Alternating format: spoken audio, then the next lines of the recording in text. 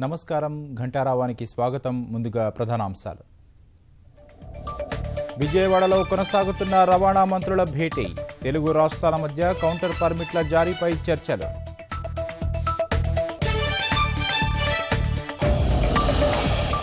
నిషేధ్ భౌతిక కాయానికి శవపరీక్ష పూర్తి. నెల్లూరు తరలింపు, రేపు అంత్యక్రియలు.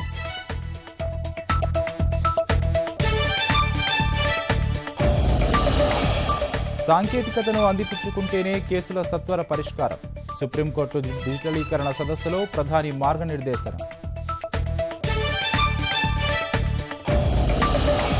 ఎఫ్బీఐ సంచాలకుని తొలగించిన ట్రంప్. ప్రజల విశ్వాసం పునరుద్ధరించే నిర్ణయమని ప్రకటన.